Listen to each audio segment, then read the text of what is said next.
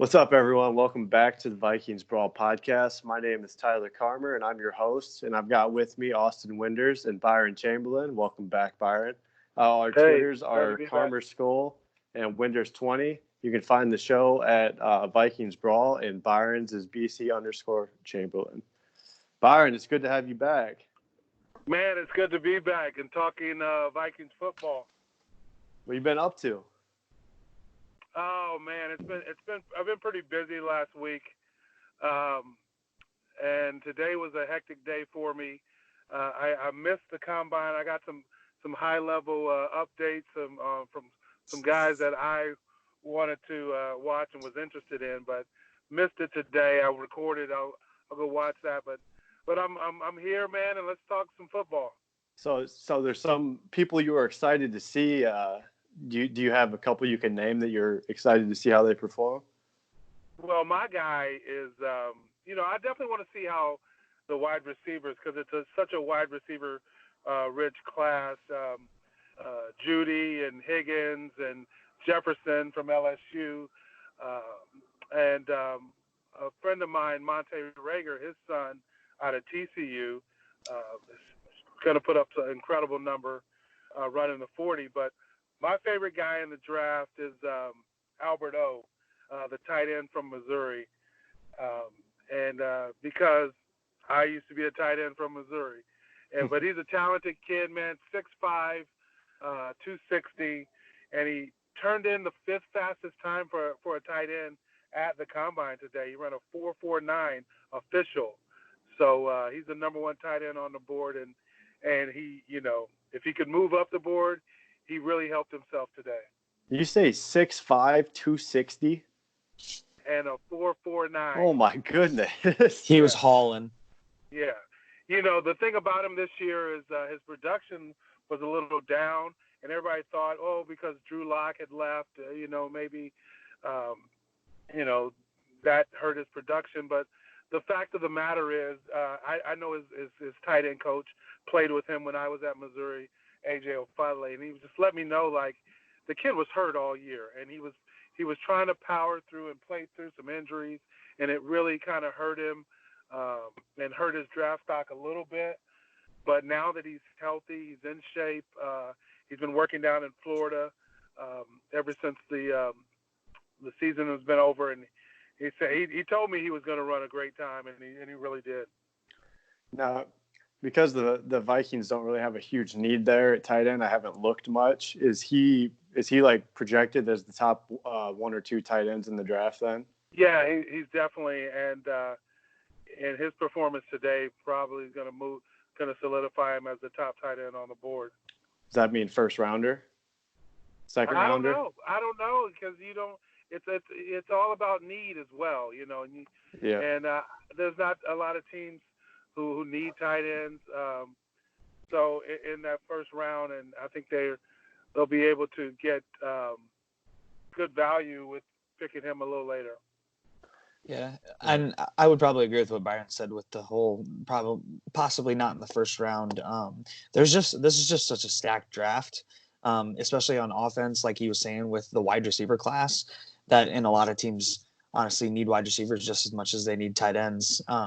But he definitely is a good option at tight end, especially as your number one tight end with that speed. It seems like a lot of teams in the last couple of years have been drafting guys who are faster and big athletic guys who they can teach up and try and make better. So I could definitely see some teams taking advantage of him. We got our guy in Irv Smith Jr. last year, so.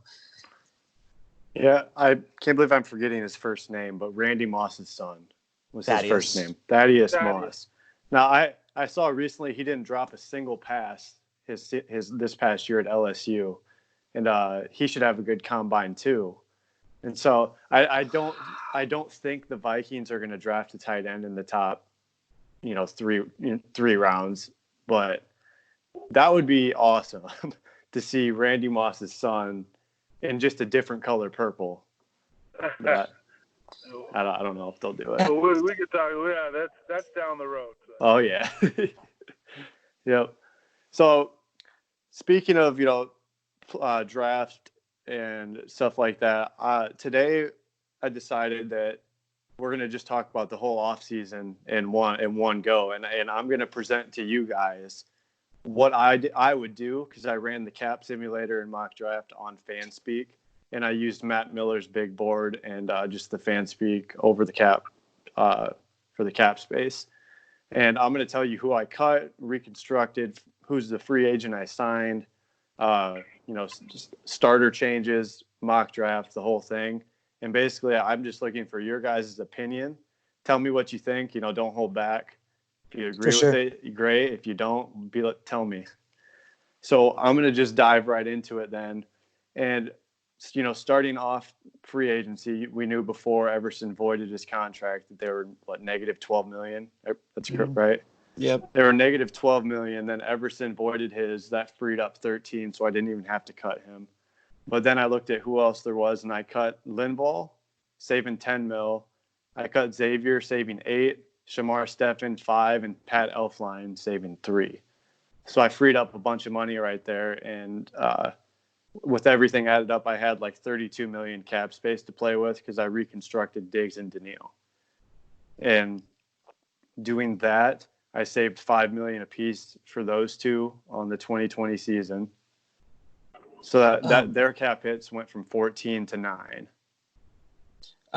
Do you think, not to cut in here, do you No, think that Diggs would be willing to restructure that contract since it's already a team-friendly contract in the first place? It's not his choice. If a team wants to reconstruct a deal, they can do it. That's part of the contracts. So that's why I think. Is that correct, Byron? Do you know? I've heard that, and I think it's correct.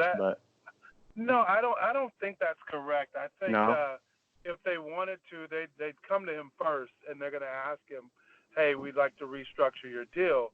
Player's going to say, "Hey, yeah, let's do it. Let's try to do that," or he's going to say no, and which could either lead to them cutting the player, letting him go, or whatever. But they're not just going to restructure your contract without the player's approval. But the players, and going to that, and you said I was looking at the list of names that you said you cut, you let go. Xavier Rhodes, I think he's a guy that you would go to. I wouldn't want to just cut him. I think he still has some good football in him, although he didn't have the greatest season last year. But he's a guy that I think you could restructure a contract with, and maybe even put a lot of incentives bases in that contract for performance. Because I still think he has some good football in him. I just think, he didn't have the greatest of year last year. Yep, I'm with it. And I like the idea of keeping Xavier Rhodes just because of the player he's been for us and the player that he possibly could be. But I've also contemplated with him as a player and his contract. He's a very strong. He's a very strong player, and he when it comes to his mental, he very much wants to be the best out there on the field. And if it were to be something that he wasn't willing to necessarily restructure his contract, because I think with a restructure of his contract, I feel like maybe we would have a different role in the defense for him possibly. But me and Tyler were talking about this earlier in the week, and his $8 million, depending on what we do with the rest of our team, that could be saved up enough to be able to maybe sign a major cornerback in free agency this year. And that would be the only other reason that I would be okay with getting rid of him, is if we were going to be going towards the free agency route for a top tier corner. Otherwise, I think that Xavier Rhodes would be your next best option because his potential's still always there. Right. And I'm glad you said that, because about paying a top tier corner, because as I cleared up cap space, and I cut Rhodes for a reason, because I was thinking, okay, I'm just going to go out and get a number one corner, an undoubted number one. So I'm going to swap a star for a star, more or less, a younger one. And so go ahead. What guy do you have in mind for that position? So in this simulation, I offered Byron Jones a 4-year deal with around 17 a year, with a cap hit of 11.9. and he accepted it. So Byron Jones is the one I went after and allocated the most money to. I think he'd be perfect, especially with Zimmer. And I like that. I like that idea. He's definitely a stud. And I'm kind of sitting here thinking about it as we're talking through it, and everything that we could do. And the only thing that would make me go away from that and doing that would be the fact of who the Vikings are and their identity under Zimmer.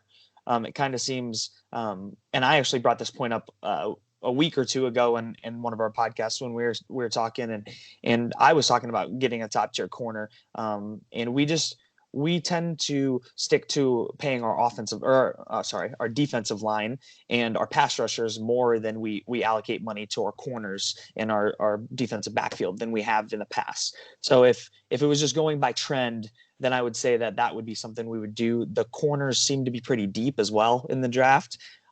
So if we were okay with just having, you know, a little bit better season than last year from Xavier Rhodes, and then taking the younger guys and developing this year, I could see that happening too. What do you think about that, Byron? I went and got a fellow Byron.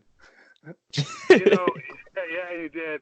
You know, the thing about it is he's the top corner on the market. He's definitely a number one guy. So if you can get that done, I'm not going to argue it with you. But also, you know, I agree with what Austin said. You know, there's traditionally we don't pay corners. We pay guys up front. And so if I could find maybe looking at, you know, the number 2 or number 3 guy on the board, and like I said, restructuring Xavier Rhodes, because I just still like him. I still like you said, what he could be, just not at the number, at the number he's at right now. Right. And then bringing in you know, a guy. He doesn't have to be the top guy on the board, and maybe paying a little less for a solid corner, for another solid corner. I think maybe we got something in that scenario.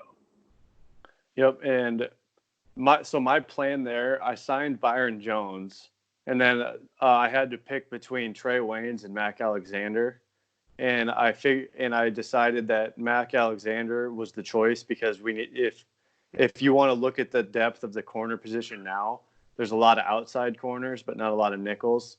So I signed Mac Alexander to keep him at the nickel, and then you just make Mike Hughes the CB2 with Byron Jones starting. I like that move. I like that move over Trey, and because of the versatility that you just spoke of. And I think Mike Hughes, with coming into this season fully healthy, he's going to surprise people. They're going to remember why they took him when they did. So I'm excited to see him this year. Next in the list, since there's some rumors going around, Zimmer said he expects Griffin to be back, but Zimmer and Spielman are like the kings of smoke screens. So you never know what to believe this time of year. So I had to go out and get someone to start at right end since he's gone. And there's some premier people as edge rushers like Yannick Ngakoue and Eric Armstead, but I paid a corner, so I don't have the money for that. So I went out and I signed Shaq Lawson as the starting right end. Got him for a cap hit of $4.8 million, 3-year deal. And he's kind of like when they signed Linval, coming off his rookie deal, just getting into his prime, same deal there. And I think the Vikings and Patterson could get more out of him than anyone else did. So I actually think that'd be a pretty solid duo with Hunter and Lawson if that were to happen. Yeah, I really like that idea. I honestly hadn't even put him kind of on my radar to be somebody to acquire in the offseason. But especially at that number, I don't know if that, the numbers might be not fully realistic. But if it was at that number, it was $7 million a year, but the cap hit was 4.8. Okay. Yeah, then I mean, either way, that just to have a second premier rusher on the other side from Daniil would be awesome. Yep, right. But is he a premier rusher? I don't think he's a premier rusher. Is he a guy that is ever going to reach his potential, or the the hope that people had for him. I don't know. See, and if it, I like Eric Armstead. I think he's a baller. Do you think he'll be too expensive? Me too. Well, I'm not sure. I'm not sure what number that came across in your simulator, but if there's a way to get a guy like that, and I like guys who have that playoff experience, that Super Bowl experience. It's just something about guys that understand what it takes to get to that level. It's invaluable. So I like Armstead. Now, do you like Armstead going for someone younger like that that's a little more expensive than bringing back Griffin at a cheaper deal? Yes, I do. I'm with you there. I think because I think the upside to a guy like that, and like I said, with the experience, the Super Bowl experience, and the youth, I think he's gonna bring. The upside is good. It's really good. Yeah, and if we can manage to get Arik Armstead for a long time and sign him, we have Danielle Hunter for several years to come. That would be a crazy tandem on defensive line for the NFC North to have to deal with for a couple years. I mean, he's a guy who's long. He's a guy that can run, and he can get after the quarterback. And I think too, playing indoors makes those pass rushers that much more effective. Mm-hmm. And I would love to see him play indoors, in Minneapolis, and see what kind of damage he could do. And in his stature, he's like the one person on the D line that would make Danielle Hunter look normal. They're like the same size. That'd be an intimidating pass rushing duo to go against. But next, so since I gave so much money to a corner, I had to make a decision that, and I based this off Zimmer's comments about Anthony Harris, that you're great. Hopefully we got you paid more, but you're not going to get paid from us, is what it seems like Zimmer said. And so I had to decide to let him walk. So I offered a corner that I really liked coming into the draft a few years ago. He just never caught on in Oakland. I signed Carl Joseph to be the strong safety, or not the strong safety, the free safety next to Harry. And I got him for relatively cheap. And I feel like he's someone that could be versatile enough to go to the line of scrimmage, then play deep if he needs to, that if they're going to get anyone, cheap that's not Jaron Curse, that he'd be someone on their radar. Yeah, and I like him as an option. He's still young and still has potential. He also does kind of remind me a little bit of the Shaq Lawson. Not obviously not the same position, but just with how much time they've been in the league and where their full potential really is. Mm-hmm. But like you said, that's where you would kind of be cutting yourself short, would be at that position because of where the money is being allocated. Other than that, so if that's where we're cutting down, which we tend to do, like we were saying with the defensive backs, then that would be fine with me too. Still young, still has potential. So he's a hard hitter. What was the number? It was a $5 million a year, and I kind of front loaded it. So where this year was a $3.7 million cap hit. Yeah, I thought that was reasonable. Yeah, in that scenario, I agree with that.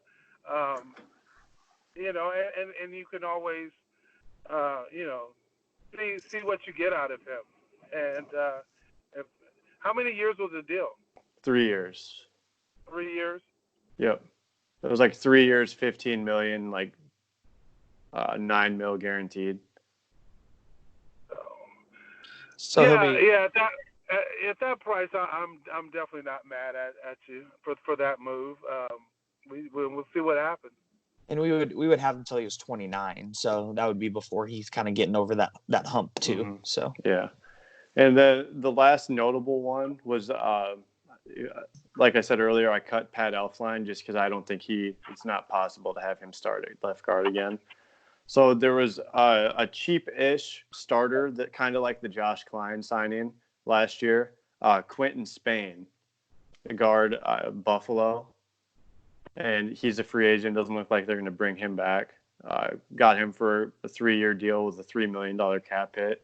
And I think he'd be the same quality as Klein, which is an upgrade above Elflein.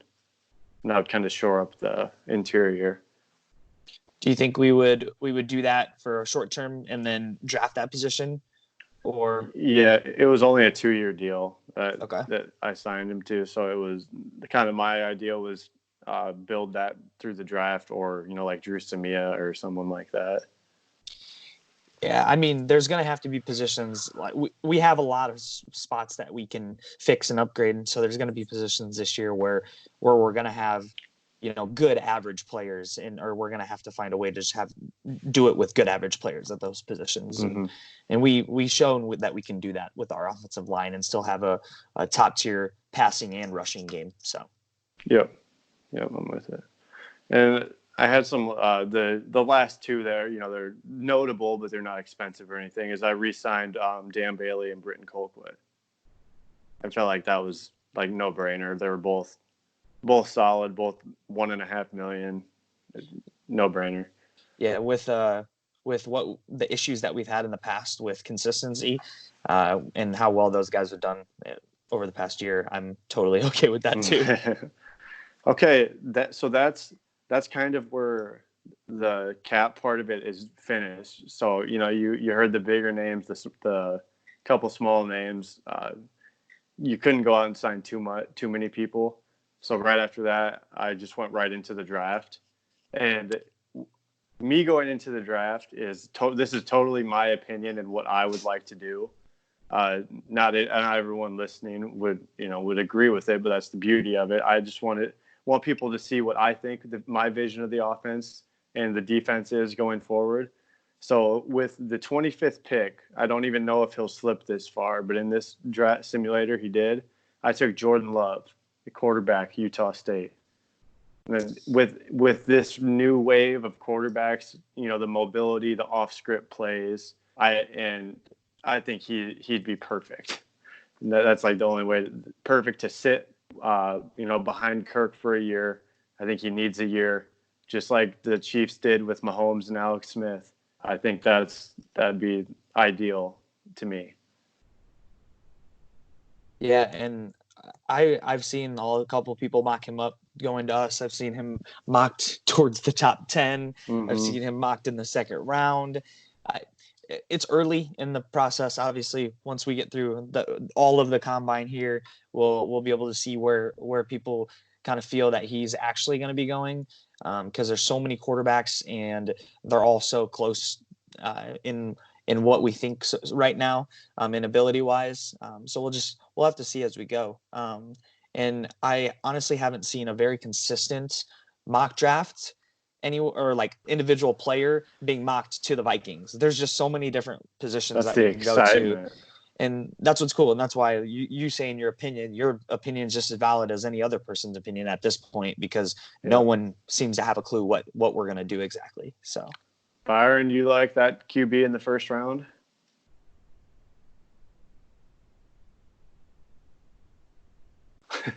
Byron, did we lose you?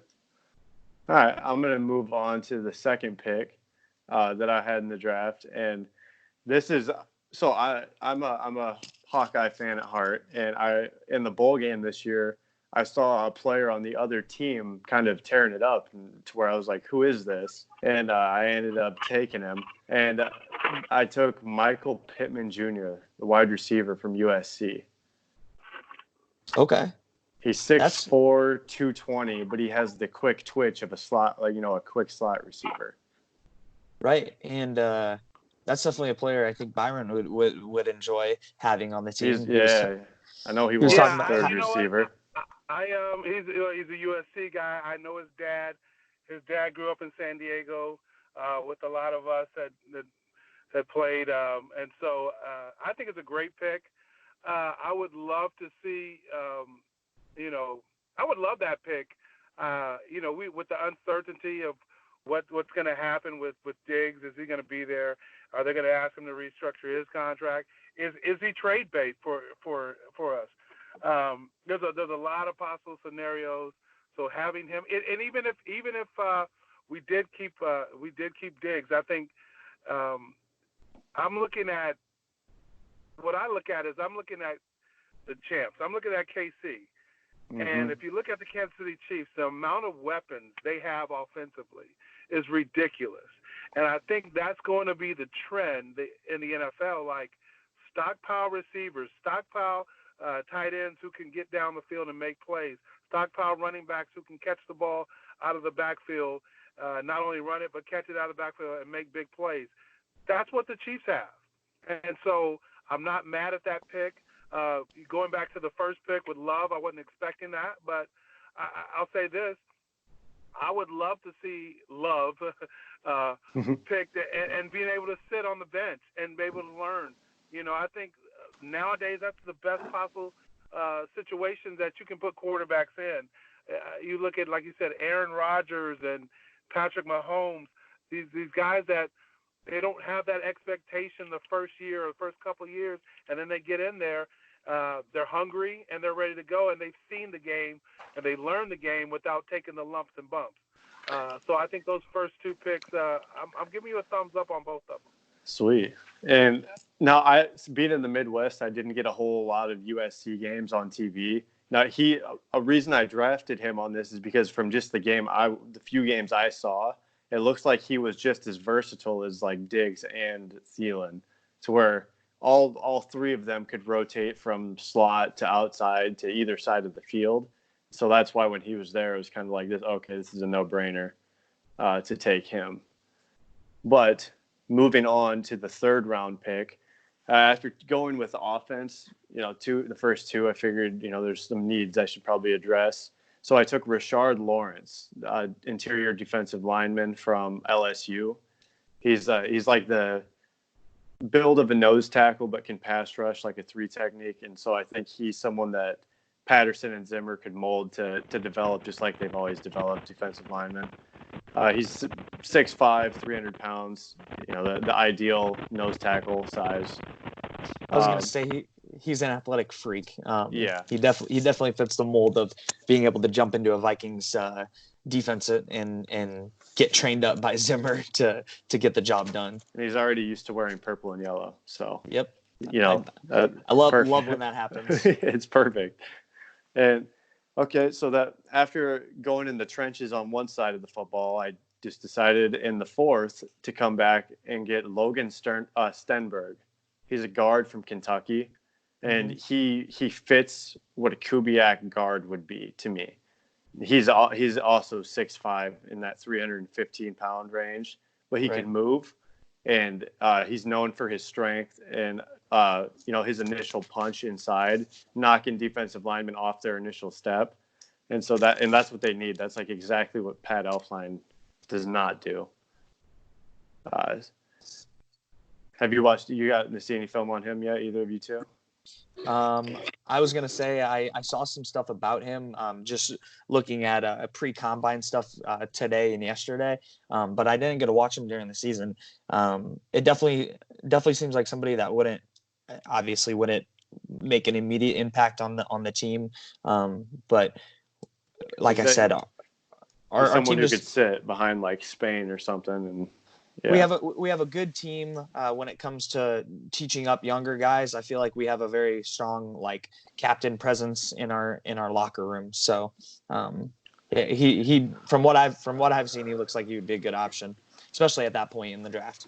Yep, and in this simulator, there's trades offered to you, and I was offered 2/4 I ended up with 3 4th-round picks because I was offered 2 picks for the first 4th rounder. So I ended up trading back. And so I have 2 more 4th rounders. And after taking a guard, took Trey Adams, the offensive tackle, Washington. He's 6'8".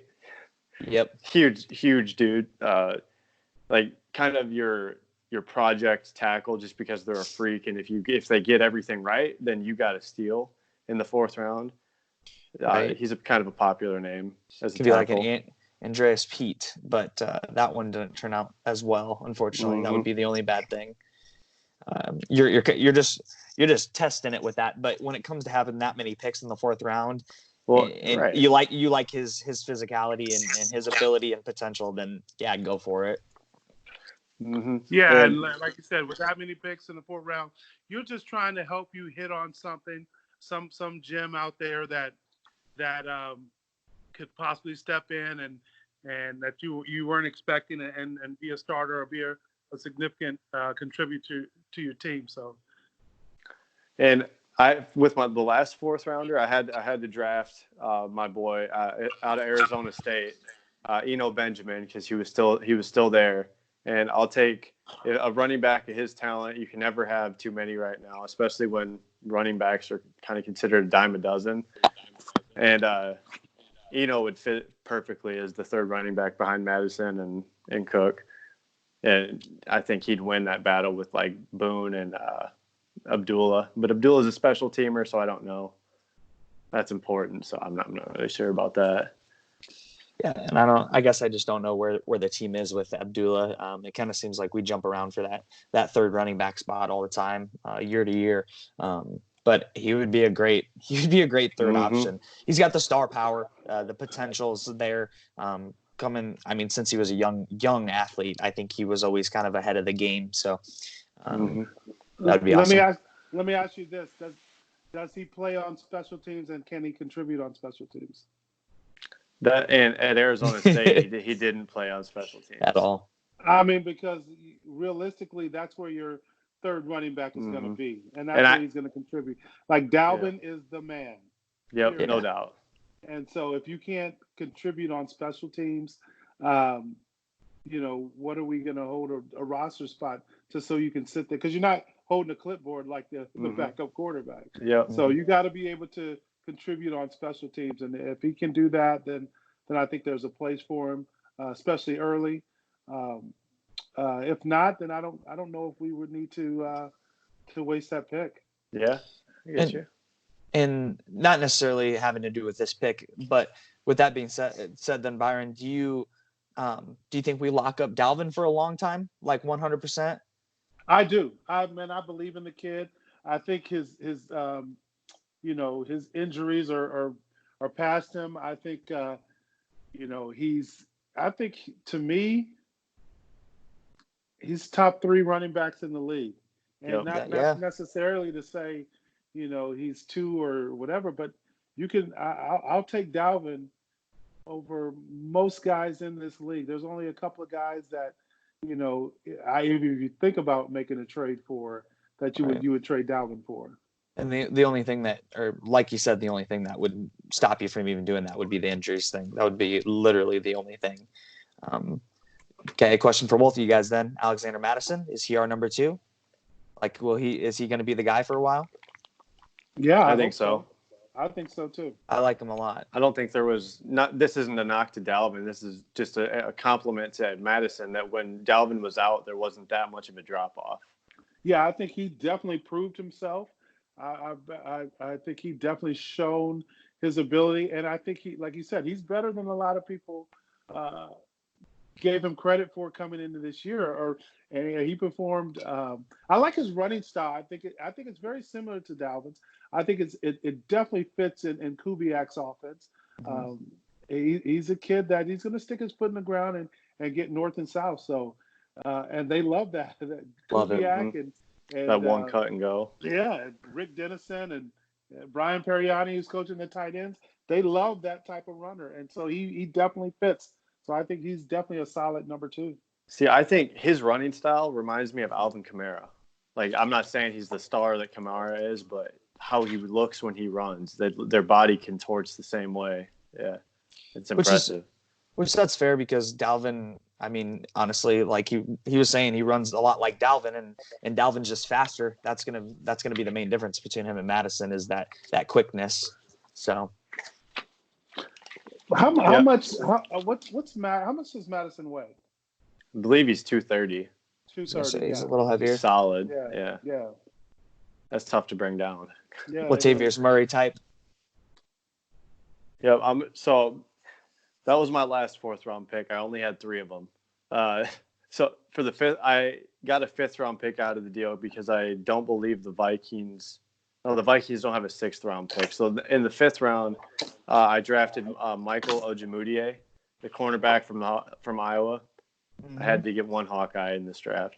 And the Vikings, they're other than the 3 corners I have in this scenario of Byron Jones, Mack, and Hughes, you got like Holton Hill and Chris Boyd, and maybe Marcus Sherrills. And Ojemudia, he's kind of like Josh Jackson from the Hawkeyes a few years ago, and he's good at man coverage. They played a lot of cover 3, which Zimmer likes to do, and Kirk Ferentz, that old school defense. They kind of rotated between a cover 3 Tampa 2 look, and that's the basic of what Zimmer will do.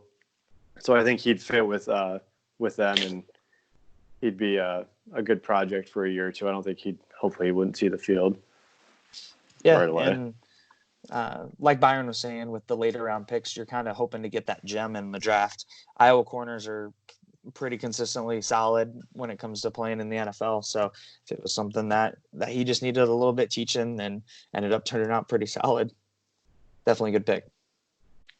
Yes, sir. Yes, sir. Can't go wrong with the Hawks. And I'm going to finish up with the last one I went for was since there was just Harrison Smith and Carl Joseph as safeties right now, I drafted Rodney Clemens, safety from SMU. He's a bigger body. He's 6'2", 190. I figure, a bigger frame like that, someone Zimmer likes to have, like almost your Jaron Kearse replacement, since I didn't re-sign him in this one. So that was kind of my last swing for the fences for talent at the end of the draft. And I like it. It addresses a need, so I'm not problem with that pick. And after that, the Vikings did all this. They have a few starter changes this draft. They ended up with being like positive $4 million cap space. So the starter changes would be left guard. We're swapping Pat Elflein for Quentin Spain. I think that's an upgrade. At right end, instead of Everson Griffin, we got Shaq Lawson. You can kind of determine that yourself if that's an upgrade with Patterson. Byron's giving me a thumbs down right now. At corner, instead of Xavier Rhodes, it'd be Byron Jones and Mike Hughes. So that's an upgrade. We got thumbs up all around right there. Absolutely. At safety for Anthony Harris, it'd be Carl Joseph, and I mean that might not be a thumbs up, but it's hard to pay. That's right here. Yeah, that's a we'll see. Yeah, and then I know the last one you'll like. The wide receiver 3 change is Michael Pittman Jr. Yes. So the wide receiver depth chart would be Diggs, Thielen, Pittman Jr., Chad Beebe, and BC Johnson, and I think that's what they'd roll with. Which I'm okay with that. Does Treadwell? I anyway? didn't keep. I figured with Beebe, if Beebe's back, they'll take him over Treadwell because he was like the wide receiver 3 to start the season. Yeah, no, I'm definitely down for that. And then BC. Can we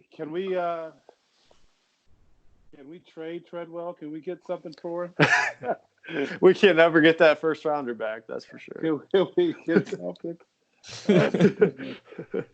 See, now on the bright side, if Anthony Harris goes and signs this mega deal, the Vikings get a 3rd rounder. And if Everson Griffin signs, well, actually, I don't know, because Everson voided his deal. I don't know if they'd get a compensatory pick. I don't think so. I think it would just be straight up at that point. Yeah, probably. And then there's one person, I talked about Hunter and Lawson a lot. But in this case, I think that someone that, Byron, you might agree with this, that could end up outplaying Shaq Lawson is Ifeadi Odenigbo. Because when Griffin was out this year a little bit, they played him over Weatherly. Yeah, and, the only thing about that is, I guess, is he knows the system. He's been in the system. He knows the terminology. He's not going to have that learning curve. But if you're gonna go get Shaq Lawson, you're gonna play Shaq Lawson. So. Mm-hmm. The only place I'm lacking in this is D tackle. Is right in this scenario, it'd be the rookie Rashard Lawrence starting at one technique, and then you kind of have to pick between Armand Watts, Jaleel Johnson, all those guys who'd rotate at 3 technique. And I'm not really sure who it'd be. It's just kind of a toss up at this point if this were to happen. Right. And I mean, that's this perfect model that you have for yourself. Who knows? We could do pretty much most of what you said, but switch one up here or there and switch a player up here and there. And maybe we end up drafting an interior defensive lineman or something. And I'll note it. This is what I would love to do. If I was playing Madden, doing a team, this is what I would do. Do I think they'll do any of this? Like maybe 5% of it. So maybe they'll draft Michael Pittman. Listen, but if they do this exactly what you did, you should apply for the general manager's job for the Vikings. You better believe I will. I've been playing Madden for years, building teams. I'm ready for this. And I'll come on board as your assistant. Yeah, that's right. Okay, you were right here with me. All right, so we are going to wrap this up here, and coming up either next week or the week after, we're going to have Jordan Reed on, who's at the Combine right now covering. I talked to him last week, and he said he's busy this week, obviously, because he's at the Combine. He doesn't have time to just hop on a call with us, but he'll have a lot of information to pass on to us, and I know I'm going to have plenty of questions and people to ask him about and pick his brain on all this. So you guys can do the same. And after that, after the Combine's all wrapped up, we also are going to get in touch with Eno Benjamin and get him on here. So lots of good stuff coming up. Byron, it's good to have you back on the show. It's good to see you. Good to be back. All right. Thanks for listening, everyone. Skol. All right, man. Skol. Go.